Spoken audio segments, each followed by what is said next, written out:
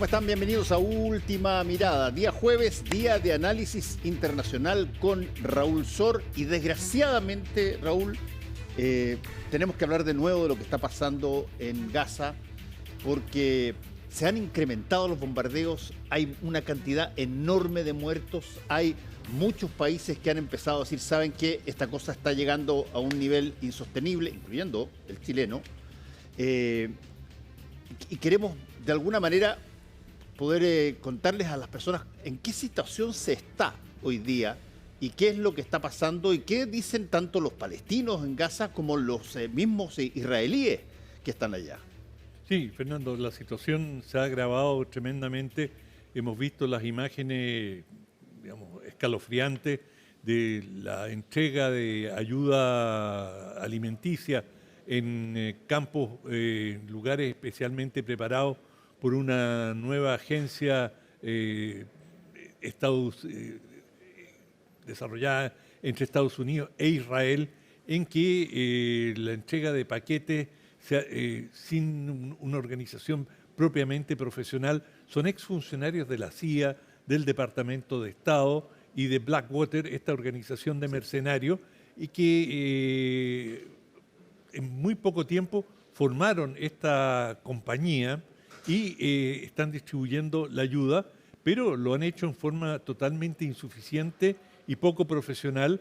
No se puede reemplazar de un día al otro décadas de experiencia, que es lo que tiene UNRWA, que es la Agencia de Naciones Unidas para Ayuda a los Palestinos, que ha operado durante décadas en la región, incluida Gaza, y naturalmente esto no ha dado el resultado esperado. Han habido desórdenes, han habido disparos, han habido heridos, un tumulto, y pasa lo que suele ocurrir cuando hay desorden. El más fuerte es el que agarra los paquetes, las mujeres, los niños, los ancianos, los enfermos, bueno, que son probablemente los que más necesitan la ayuda, no la reciben. Naturalmente muchos de estos jóvenes que la obtienen la llevan a su familia, y está bien, pero ha sido un fiasco absoluto. Tanto es así que el presidente de la organización renunció, de esta organización de distribución, renunció poco antes que se iniciara. Bueno, pero todo esto se ve agravado por una decisión que ha tomado hoy día el gobierno israelí, que es de la máxima gravedad y que, digamos, respalda la sospecha de que Israel pretende, en definitiva, anexar la franja de Gaza, o la mayor parte de ella, y también Cisjordania, porque acaba de anunciar el gobierno israelí que va a generar 22 nuevos asentamientos. Estos asentamientos son colonos israelíes que se instalan en esta zona que es Cisjordania, que es ilegal, digamos, de acuerdo a Naciones Unidas. Israel no puede ocupar esos territorios, se los llama territorios ocupados, Cisjordania o los territorios ocupados, y hay una prohibición explícita de establecer nuevos asentamientos. Israel ya tiene 160. Ya, digamos, a lo largo de décadas ha ido poblando esta zona, siempre con la idea de, en definitiva, anexarla a Israel. Y, bueno, en manera, digamos, los nombres que tú le das a los lugares siempre es muy emblemático, y lo que se ha llamado Cisjordania o el West Bank internacionalmente, ya en Israel se le llama Judea y Samaria, que son los nombres bíblicos, claro, y que, digamos, es un anticipo de la anexión que se pretende hacer de estos territorios. Ahora, la otra cosa que lo hemos conversado también, Raúl, cuando hablamos de lo que pasa en Gaza o lo que pasa con Israel, es que uno normalmente cree o puede generar de alguna manera la idea de que aquí Israel es una cosa monolítica, todo un pueblo que está detrás de su gobierno en contra de los gazatíes, en fin, y toda esa situación no tiene discrepancia. Y sin embargo hemos visto que esto, que ha sido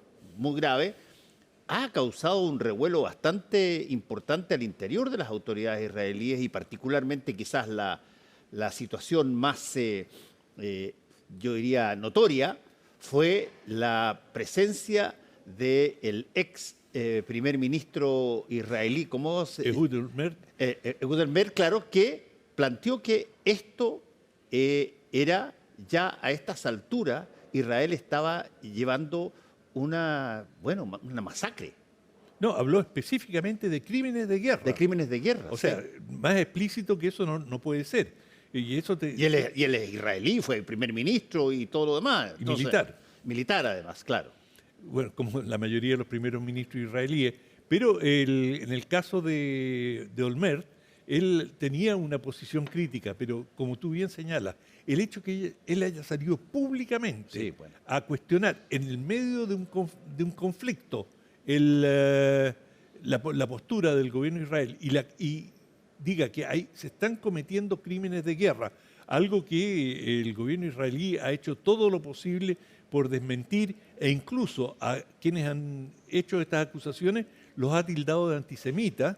Bueno, en este caso a Olmert difícilmente lo van a poder tildar de antisemita y en el fondo él representa una corriente muy importante dentro de la sociedad israelí. Él no es solamente una persona, quizás es el más connotado, pero si uno lee, por ejemplo, el principal periódico de oposición en Israel, Haaretz, uno ve una crítica constante por la violación de derechos humanos, por el abuso de poder que está realizando el gobierno. En fin, hay una posición tremendamente crítica que, claro, en el caso en esta crisis ha quedado todo subsumido en el tema de los rehenes y la sociedad israelí se ha coaligado en su conjunto por la recuperación de los rehenes. Pero en este movimiento hay dos tendencias. Una, que es la del gobierno de Netanyahu, que dice la única manera de realmente recuperar a los rehenes es derrotando militarmente a Hamás. Y otra, que parece ser mayoritaria, de acuerdo a las encuestas, bastante mayoritaria, que dice no, lleguemos a un cese el fuego, lleguemos a un acuerdo con Hamás y que nos entreguen los rehenes y busquemos una solución. Y esto ha tenido, según las encuestas, cerca del 70% de la adhesión de la población israelí. De manera que, en cierta medida, Netanyahu está jugando al límite. Pero esa es una de las características de Netanyahu. Sí.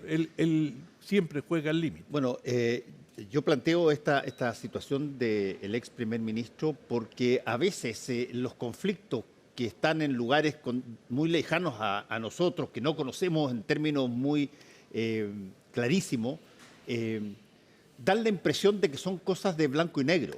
Hay un grupo contra otro grupo y prácticamente es una guerra de pueblos que no tienen de alguna manera una cultura racional que eventualmente podría discrepar de muchas de las medidas, sobre todo cuando ya se entra en esta situación guerrera.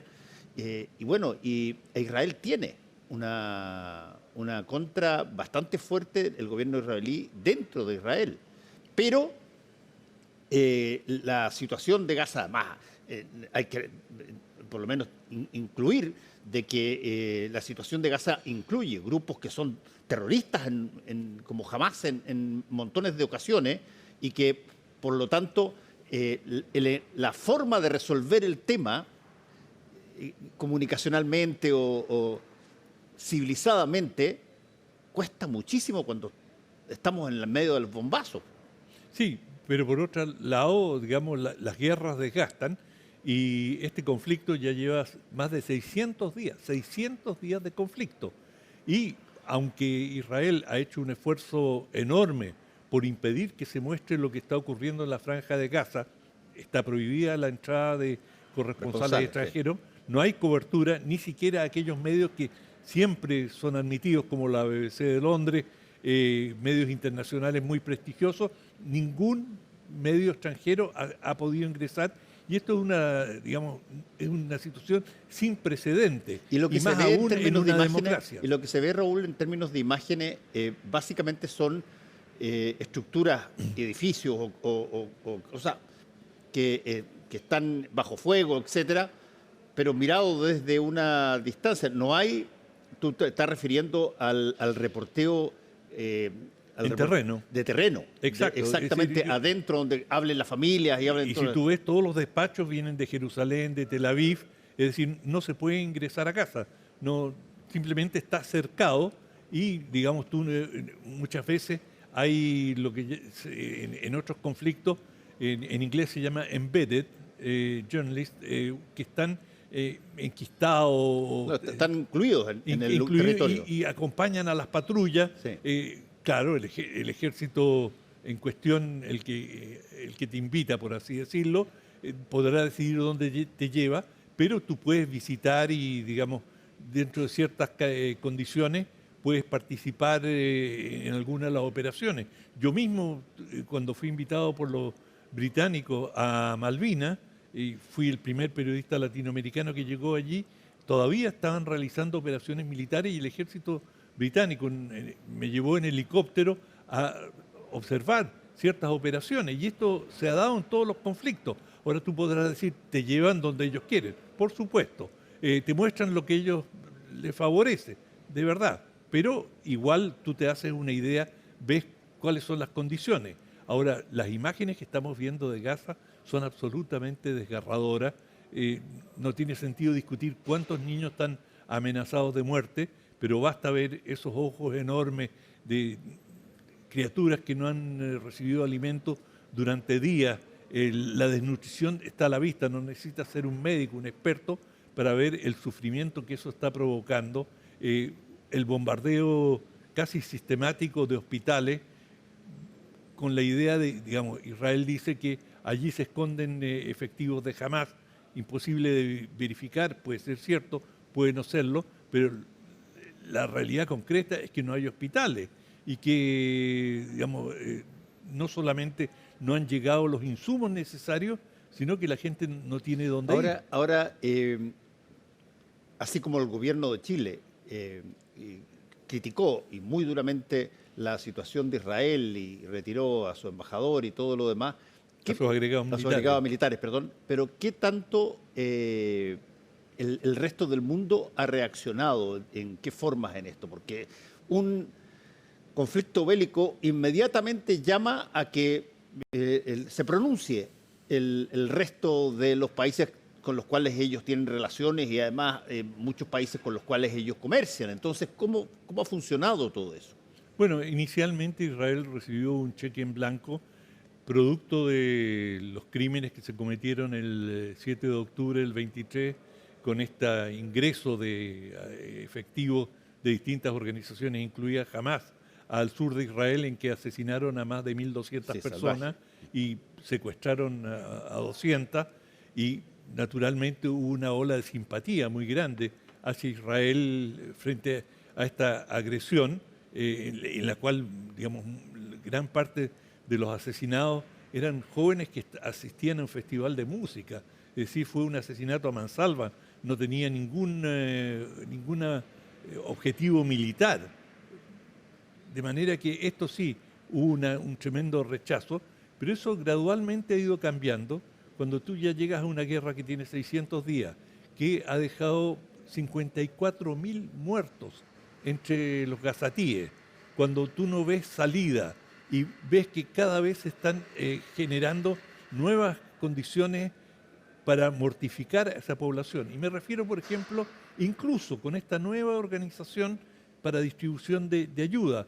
Bueno, lo han hecho en lugares de encierro, donde la población tiene que esperar, digamos, los gazatíes, y una suerte de, digamos, de campos de detención con rejas, y tienen que pasar, y allí hay control de las autoridades israelíes, en el cual están vetando o están tratando de detectar quiénes vienen a recoger la ayuda.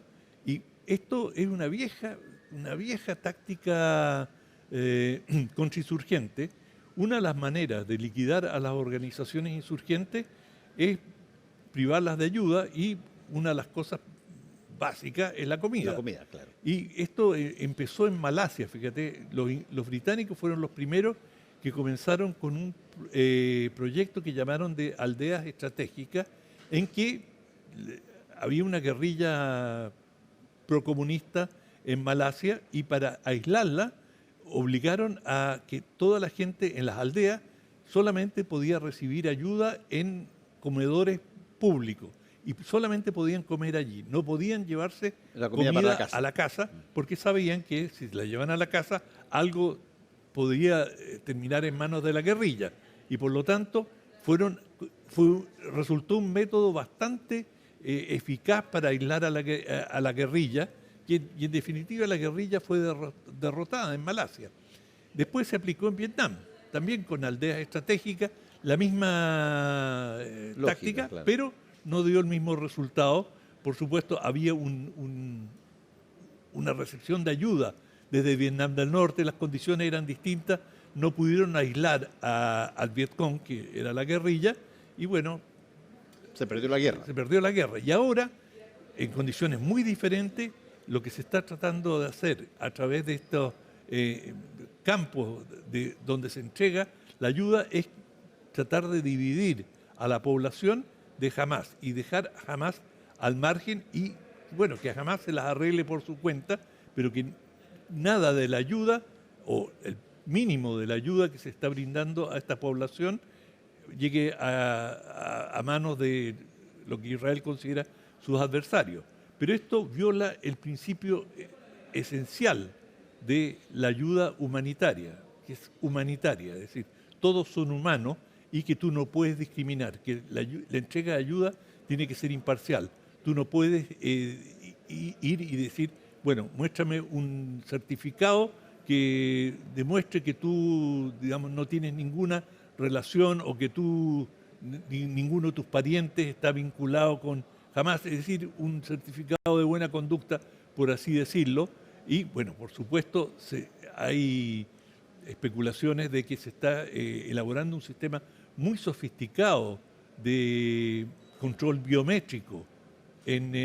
Por ejemplo, hay antecedentes de quiénes son los militantes de Hamás, entonces tú vas a pasar ante una cámara que te va a denunciar. O sea, Eso es algo que hace mucho tiempo se hace, sobre todo en los aeropuertos, en otras situaciones. No tiene gran novedad.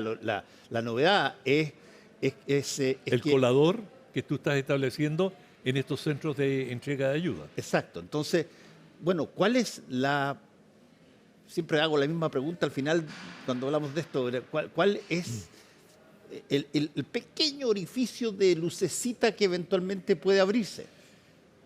Yo creo que lo que ha hecho la Unión Europea de condenar por primera vez en forma explícita y decir Israel está yendo demasiado lejos, es decir, ya esta fue la gota que colmó el vaso, sumado a la enorme, o sea, hay una movilización creciente de protesta, de indignación mundial, y eso va percolando a las autoridades, y en el caso de la Unión Europea, que hasta ahora tuvo una actitud bastante simpatizante con la postura de Israel, bueno, esto ha llegado a un límite.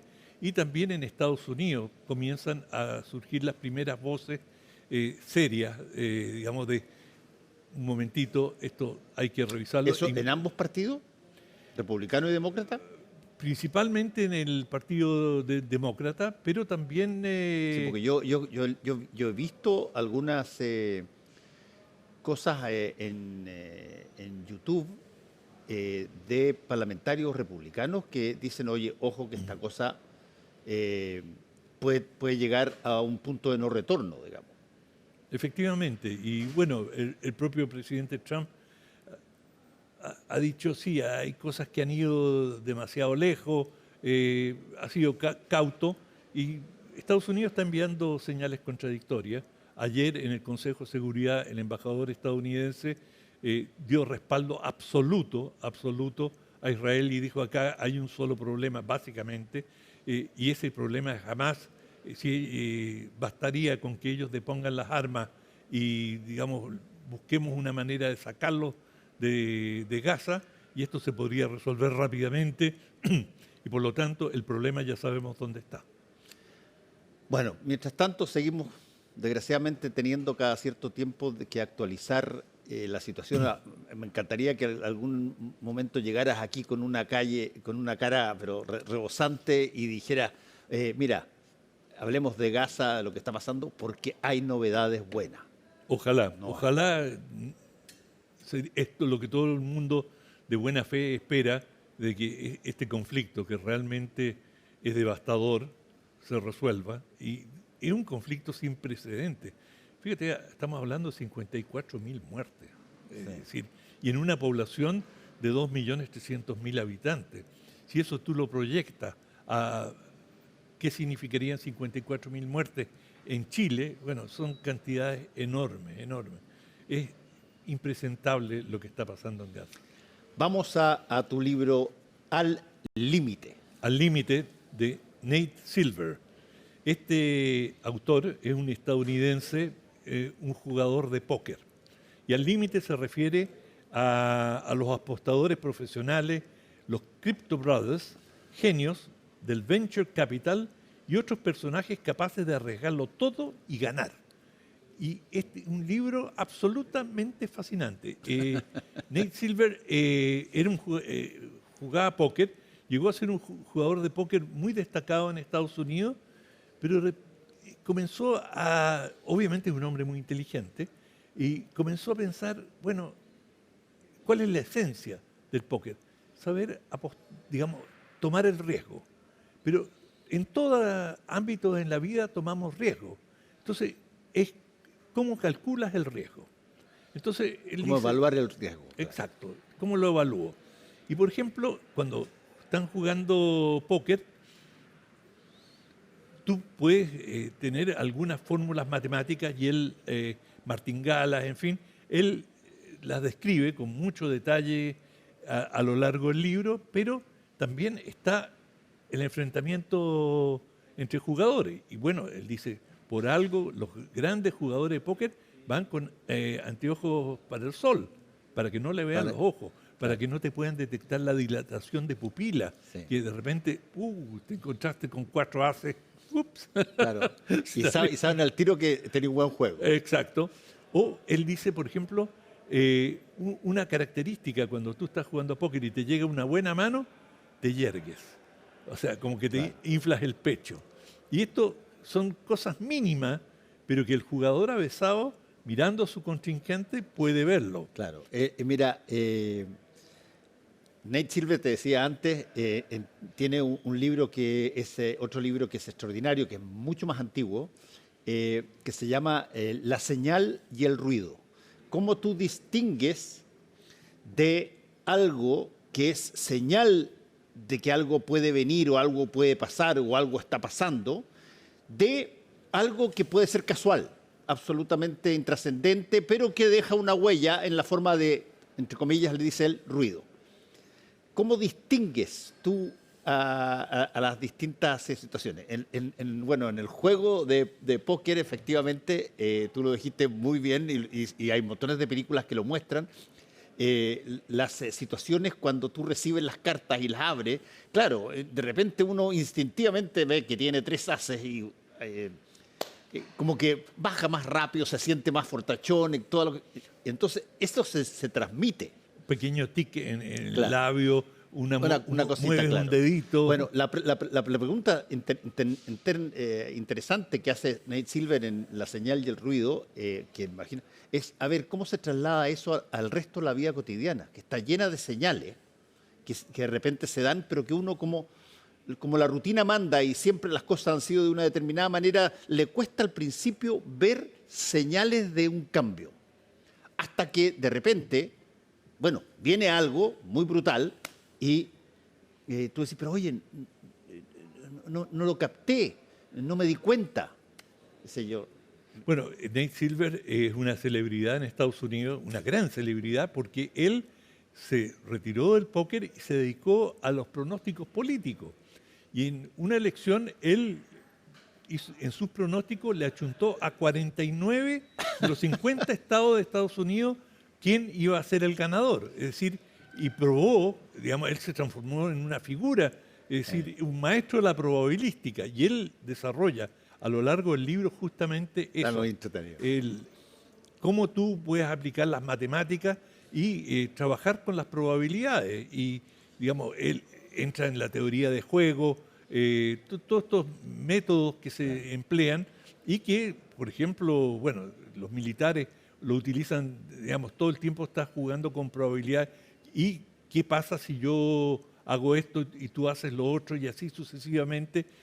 ¿Cuántas probabilidades de éxito tengo con esto, con lo otro? Y finalmente esto es una apuesta y él dice, esto me lo enseñó el póker Ned Silver al límite. Muchas gracias, Raúl. de la colección Debate. Muy bien, muchas gracias, que te vaya muy bien. Igual, chao. A todos ustedes tengan un muy buen día. Nos encontramos el próximo lunes. Hasta luego.